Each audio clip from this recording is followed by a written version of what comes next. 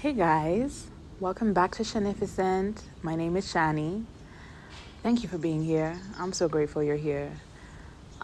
Today I wanted to talk about, or rather the title of the video is, there's no such thing as a good person or a bad person. There's no such thing as a good or bad person. What? I hear you saying, what do you mean? What do you mean? Of course there are good people. They're all my friends. And bad people, they're over there.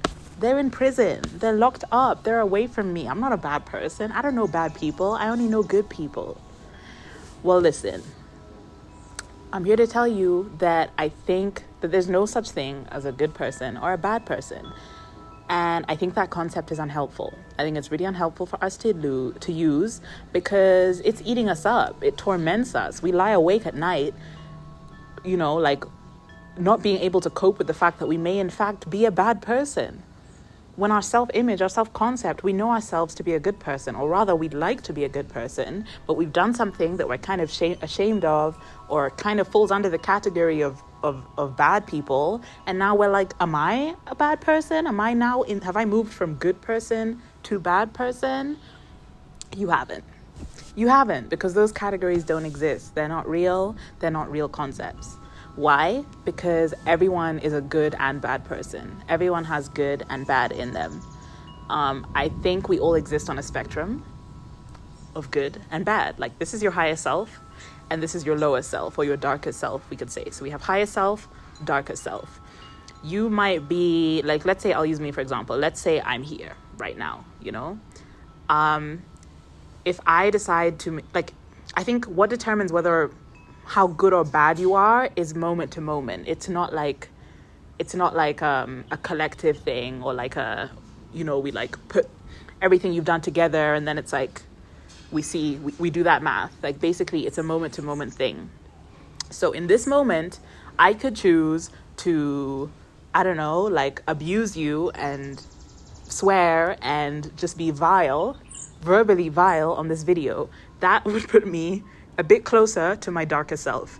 And then I could choose to strip naked and do something like blasphemous, and that would put me even closer to my darker self.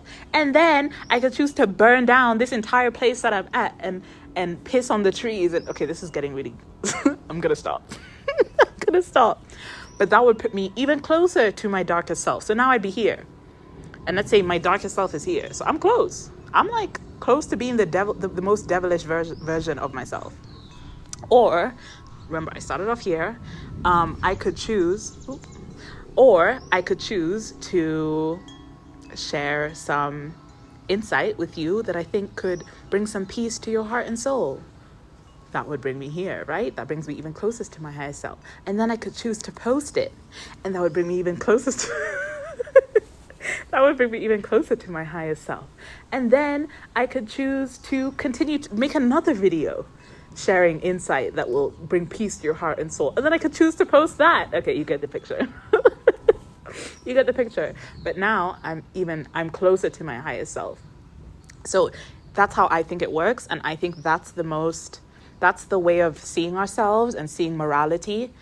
That's the most peaceful way to consider morality and ourselves in relationship to our own morality. So let's say you've done something you're ashamed of. We all do it, by the way. Like, no one is perfect. No one is perfect, and no one does good all the time. No one is a good person all the time. No one is.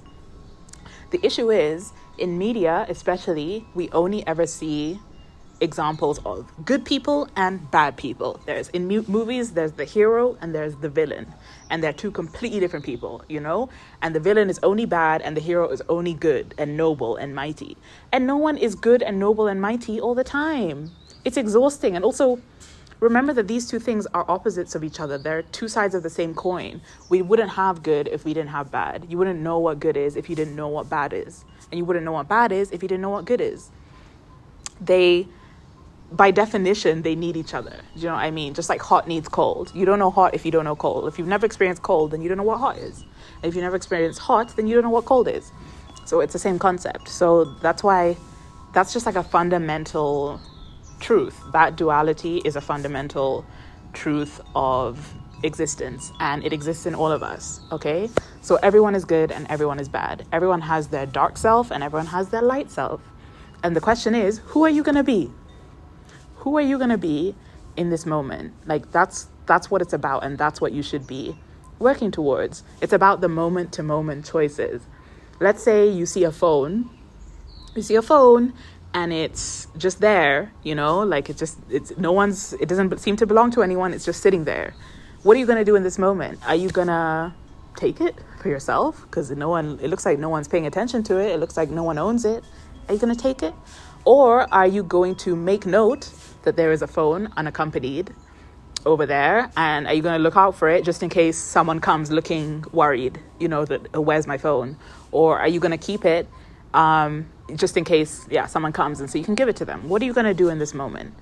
What follows with that is like, okay, so I can be a bad person. I can just be bad. If we're all bad, I just get to be bad. Cool. I don't have to parent myself. I don't have to manage myself. I don't have to check myself at all. I can just be my worst self. I can just do whatever I want because everyone's bad anyway, right? Is that what you're saying, Shani? No, that's not what I'm saying. But what I will tell you is that you attract the energy you put out. That is a huge truth. I know you've heard it before. And now you're hearing it from me. It's a huge truth that you attract the energy you put out. What does that mean?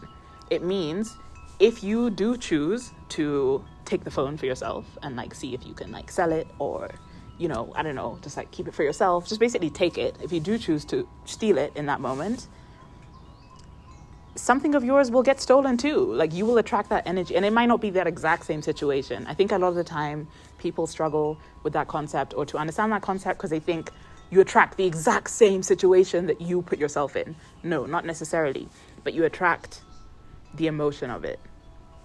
So if the emotion is greed, you will attract more greed in your life. You will attract other people being greedy with your things, with your energy, with your time, with your possessions in your life. Because we have so much more control over our lives than we think we do. We have so much more control. You actually do get the energy that the energy that you put out does come back to you.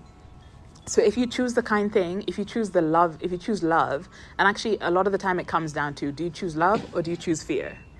Are you acting out of love or are you acting out of fear?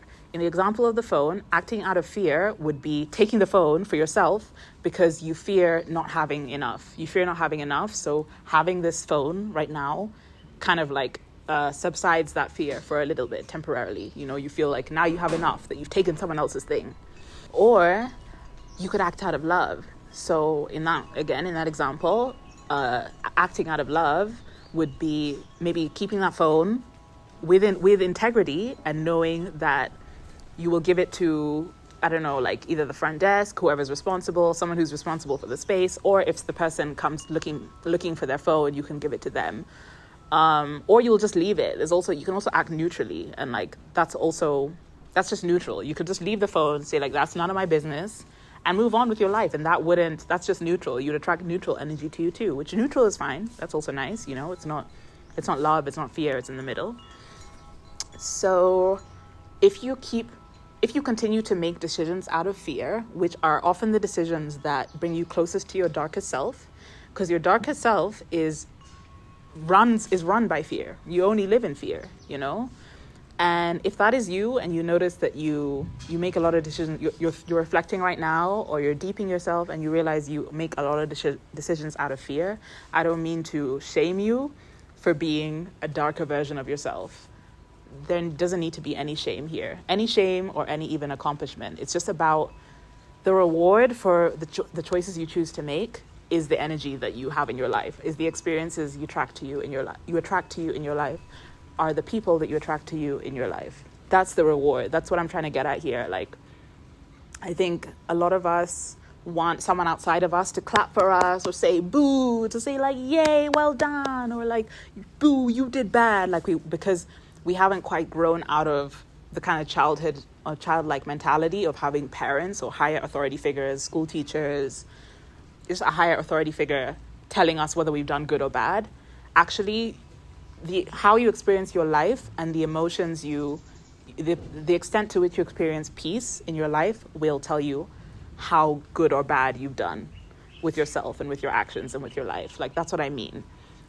We have a natural kind of like self-judging, there's a self-judging nature to life and to the universe, which is the concept of karma, the concept of you attract what you put out. So it's about what you choose. Are you going to be your worst self, or are you going to make decisions out of fear that bring you closer and closer and closer and closer to your worst self? And then you just attract all the experiences and situations and events that you fear, and the people that you don't like and the people that you fear, you attract all of that. Or are you going to keep making choices out of love, based off of love, wanting to experience more love and peace for yourself and bring yourself closer to your highest self and experience your wildest dreams and everything you've ever dreamed of? Because you can absolutely have it. That'll be another video. You can absolutely have it. But you have to be the version of yourself that is living your wildest dreams. So if you want to, I don't know what your dream is, but you have to be the version of yourself that gets there. And how you become that version of yourself is by choosing love every time, in every moment. You need to be living from love, because what you want, that dream, that's a loving dream, you know? You need to be living from love. So you need to make the decisions, the loving decisions in every moment to get there, to get to that version of yourself that has achieved, that's living your wildest dreams. And yeah, that means you have to be present. It means you have to be present to every moment, you know?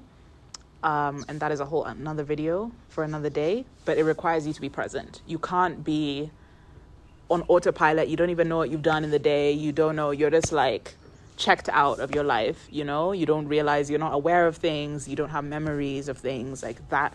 You can't, if you're not present, then you can't decide, okay, I'm here in this moment. This is my situation. What am I going to do? Like, you know?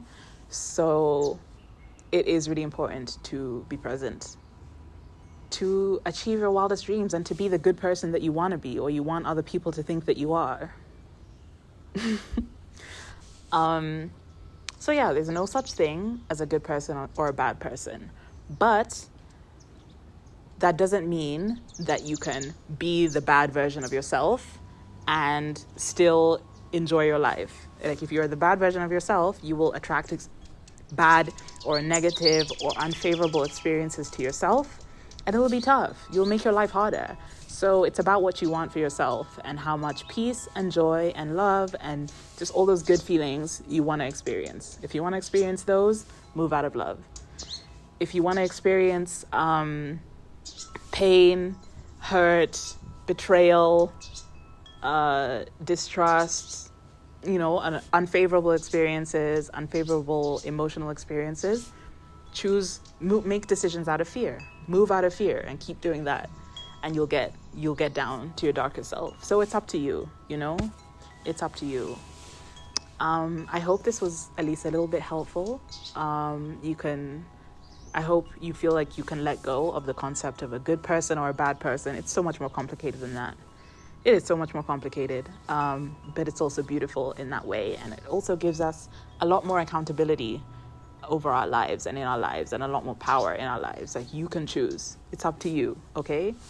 Thank you so much for watching, and I'll see you next time. Bye.